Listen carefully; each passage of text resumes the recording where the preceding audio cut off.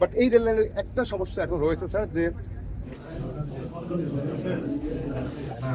আমি জ্ঞাত হয়েছি, করণীয় অনেকটা নির্ধারণ করতে পেরেছি।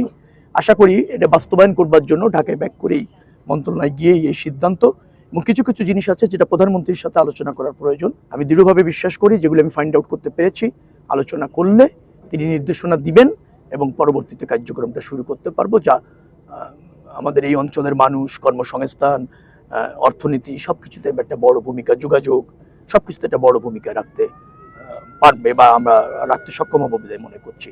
এই বন্দরটিতে অন্য অল্প কিছু সুযোগ সুবিধা যদি আমরা নিশ্চিত করতে পারি, তাহলে এটাকেও চিটাগাং বন্দরের মতো একটা সফল সক্ষম বন্দর হিসেবে প্রতিষ্ঠিত করা যায়, দ্রুততম সময়ের মধ্যে যায়।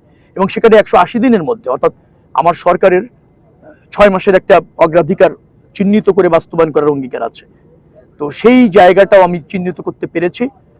আশা করছি 6 মাসের মধ্যে এই বন্দরের ব্যবস্থাপনার আমূল পরিবর্তন আপনারা দেখতে পাবেন। পুনর্বিবেচনা করার জন্য আমরা সেই স্টাডি করব ওই চুক্তিগুলি।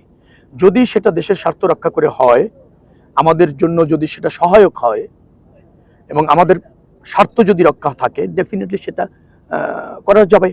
কিন্তু সব কিছুর আগে আমাদের বাণিজ্য, অর্থনীতি, সার্বভৌমত্ব, সমৃদ্ধি দেশের সেটা প্রাধান্য পাবে, বা আমাদের ন্যায্যতাটা অন্তত প্রতিষ্ঠিত হয়েছে সেটা অবশ্যই থাকবে। আর যেখানে আমরা ক্ষতিগ্রস্ত হয়েছি সেটা রাখা যাবে কিনা সেটা বিবেচনায় আসবে। আর রাখা না গেলেও তার একটা প্রসিডিউর আছে, সেটা মেনটেন করেই আপনার বাতিল করতে হবে।